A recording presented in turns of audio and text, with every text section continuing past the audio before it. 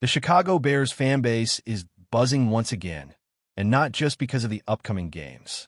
There's a storm of speculation circling Hallis Hall after a recent prediction linked the Bears to one of the most disruptive interior defensive linemen in football, Jeffrey Simmons. Now, imagine pairing that kind of force with an already talented but underperforming defensive line.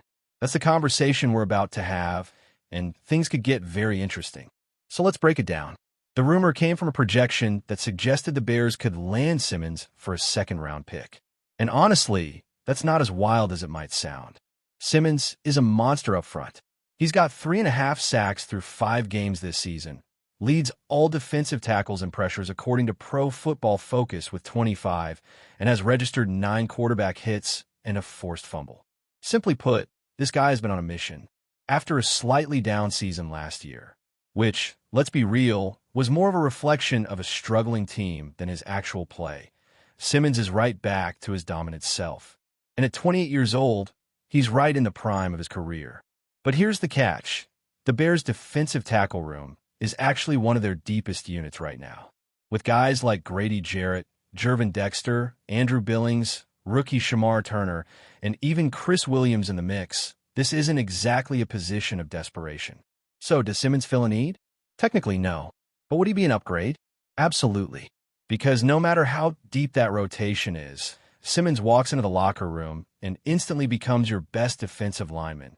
No debate.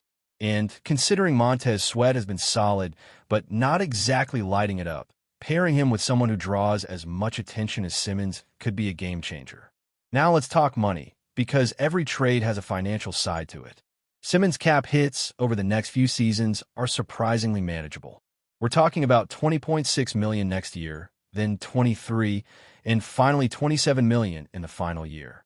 But here's where it gets interesting. There's no guaranteed money left on his deal after 2026. So if things go sideways, the Bears could get out of the contract without crippling their cap space. If they cut or trade him next season, they eat $16.4 in dead money, but still save around $4 million. The year after that, it's just $5 million in dead cap. Not ideal, but far from a nightmare scenario. And let's be honest, if you're trading for a guy like Simmons, it's because you plan to keep him. So, the idea would be to bring him in, let him anchor your D-line, and maybe extend him for another year or two if he continues to play at a high level. This isn't just a one-year rental move. This is a guy you build around, especially if the Bears think they're entering their competitive window. That brings us to the real question. Should the Bears make this move? That's where things get tricky. You look at the current state of the defense, the money already invested, and you start to wonder, do they need another star? Or do they just need the guys they've already paid to step up? Because let's not forget, Chicago has already thrown a lot of money at the defensive line. But the return on that investment? Pretty underwhelming so far. So if the front office believes Simmons is the missing piece, it's definitely worth a conversation. But it feels like a trade deadline decision more than something you rush into now. You got to see where this team stands in a few weeks. Are the Bears actually in the hunt? Is the defense a piece or two away from being elite? Because Simmons isn't just a plug-and-play guy. He's a tone setter. He's someone you add if you think you can contend over the next 2 or 3 years. If that's not where the team is headed, then maybe you hold on to that second-rounder and try to hit on another young piece in the draft.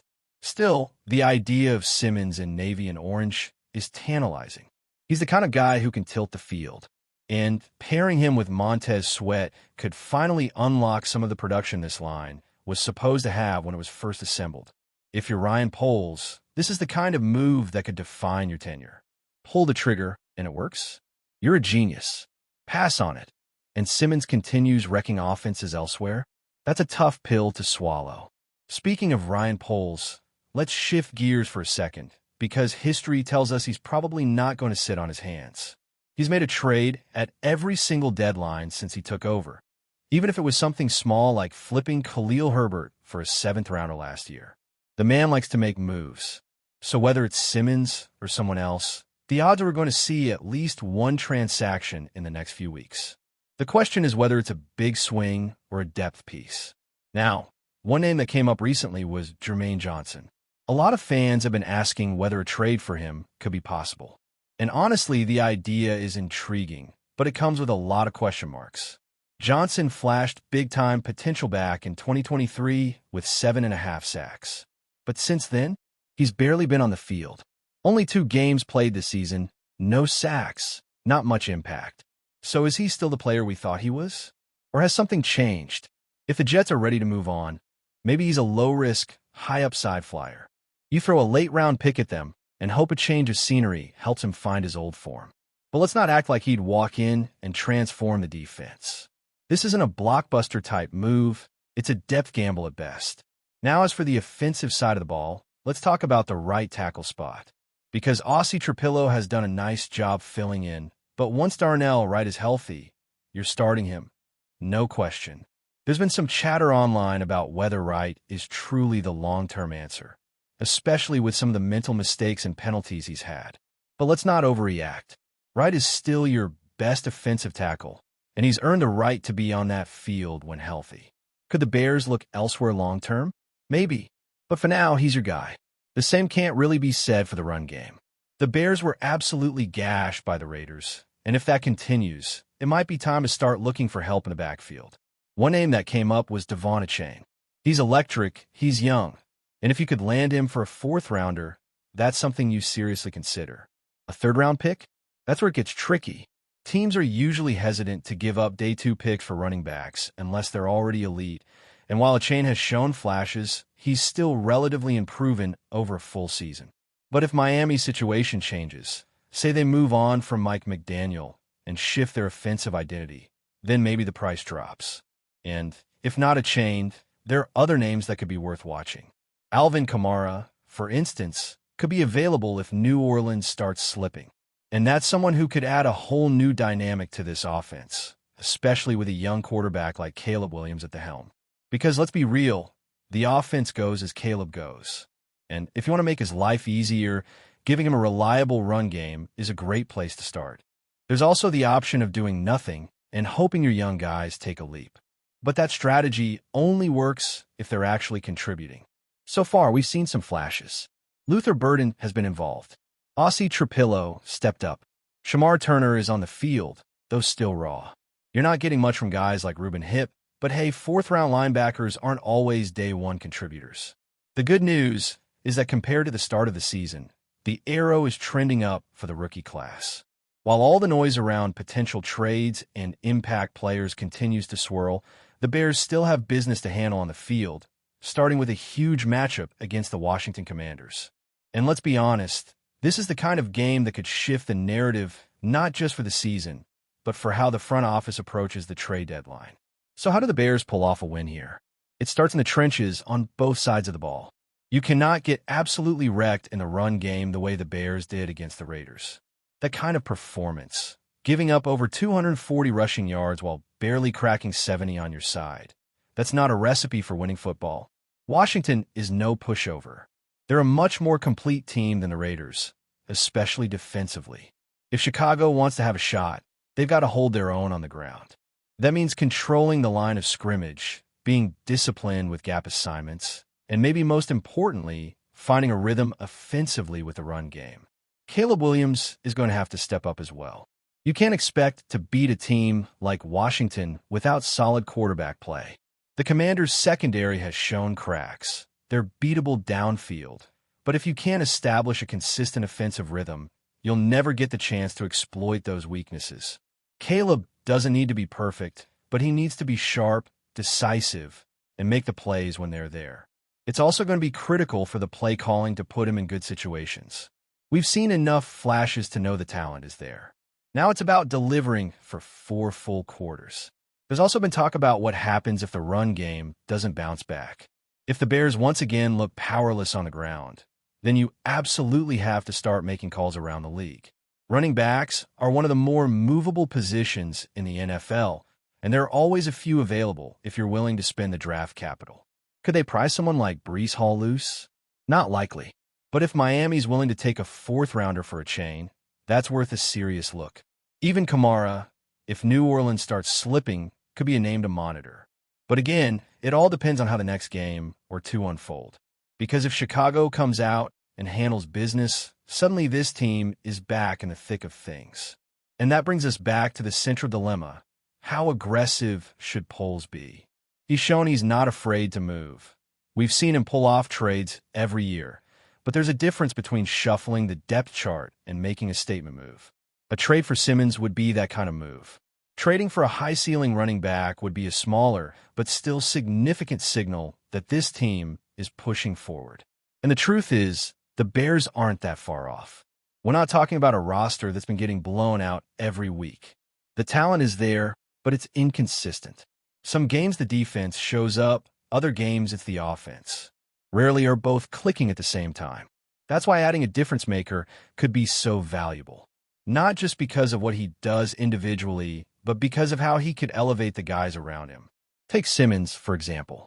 Plug him into this defensive front, and suddenly Montez Sweat isn't seeing as many double teams. Linebackers have more room to roam because Simmons is blowing up the middle of the line. The whole dynamic shifts. Same on offense. You get a shifty, explosive running back who can make defenders miss. And suddenly the play-action game opens up. Caleb has more time, and you're not facing as many third and longs. But the front office also has to balance the short-term gain with a long-term picture. Is this team truly ready to make noise in the playoffs?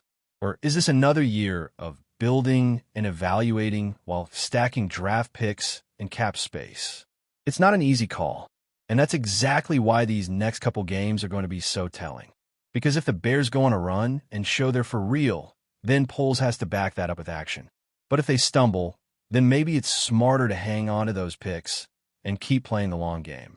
While all this is going on, there's also the question of who's actually stepping up from the current roster. We've seen some of the rookies begin to contribute. Ossie Trapillo had a solid showing. Luther Burden's had his moments. Shamar Turner is starting to get some real snaps, but it's still a mixed bag. That's not necessarily a red flag, especially since rookies take time, but it does raise the pressure for others to fill the gaps. Guys like Colston Loveland need to become more than just rotational pieces. And while someone like Reuben Hipp wasn't expected to be a day-one star, you still want to see signs of development. The Bears aren't built to be carried by rookies, not yet. This roster needs its veterans to play up to their contracts. That's why fans are frustrated. It's not that there's no talent. It's that the pieces already in place haven't consistently delivered. So when names like Simmons or Johnson or even a Chain come up, the interest isn't just about what those players bring. It's also about accountability. It's about shaking things up, sending a message that mediocrity isn't acceptable. Now, with the offensive line, we've talked about right tackle, but left tackle remains a question.